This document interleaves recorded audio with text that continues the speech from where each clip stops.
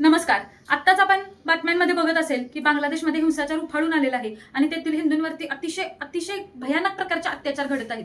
प्रत्येक भारतीयाची इच्छा असते की आपल्या देशामधला मायनॉरिटी हा सेफ असला पाहिजे. जसं बाहेर मेजॉरिटी असणाऱ्यांना असं वाटतं की भारतामधली जी मायनॉरिटी आहे ते सेफ असली पाहिजे, तसंच भारतात राहणाऱ्या प्रत्येक नागरिकाची अशी इच्छा आहे की जे बाहेर राहणारे हिंदू आहेत ते त्या देशामध्ये मायनॉरिटी आहेत आणि त्या देशामध्ये ते सेफ असलेच पाहिजेत. आणि यामध्ये चूक असं काहीच नाही. पण बांगलादेशमध्ये मुद्दामून हिंदूंना टार्गेट केलं जातं, हिंदूंची घरं जाळली जातात, त्यांच्या बायकांवरती अत्याचार केले जातात.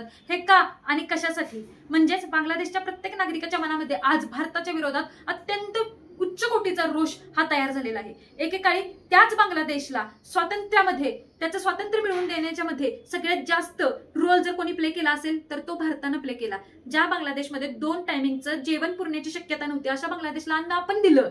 ज्या बांगलादेशमधले हजारो नागरिक भारताच्या सीमेवरती येऊन वस्ती करून राहिले होते, त्यांना भारतामध्ये घेऊन त्यांना नागरिकत्व देण्याचं काम आपणच केलं आणि त्या सगळ्या उपकारांची परतफेड बांगलादेशनं आज ह्या स्वरूपात आपल्यासोबत केलेली आहे. मित्रांनो, आज अमेरिकेसारखा बलाढ्य देश आहे, त्यांना ज्या देशांवरती उपकार केलेत ना त्यांना स्वतःच्या इनडायरेक्टली कॉलनीज बनवून घेतलेले आहेत. यामध्ये व्हिएतनाम असेल, कंबोडिया असेल, त्याच्यानंतर मेक्सिको असेल, इराक असेल, यासारखे देश आज अमेरिकेच्या पायाबरोबर लोळण घेत आहेत. पण भारत बांगलादेश सोबत असं का करू शकला नाही? आजपर्यंत आपण नैतिकतेच्या गप्पा मारल्या, पण नैतिकता कोणासोबत दाखवायची असते हेच आजपर्यंत आपल्या राज्यकर्त्यांना समजलं नाही. त्यामुळेच आज ज्या देशावरती आपण असंख्य उपकार केले तोच देश आज आपल्या पाठीवरती खंजीर खुपसायला निघालेला आहे. भारताने जर आपली अमेरिकेसारखी डिप्लोमसी बांगलादेश सोबत ठेवली असती तर आज बांगलादेशला कोणत्याही परिस्थितीमध्ये भारताचं प्रत्येक म्हणणं ऐकण्याची त्यांना गरज पडली असती. पण आज काही प्रकार हे खूप उलटे पडलेले आहेत आणि हे भारताच्या फेवरमध्ये बिलकुल नाहीयेत. जर बांगलादेश सारखा देश जर आपल्या विरोधात चालला तर आपली सगळ्यात जास्त सीमा ही बांगलादेश सोबत शेअर झालेली आहे, ती धोक्यात येऊ शकते. आज सिलिगुडी कॉरिडॉर सारखा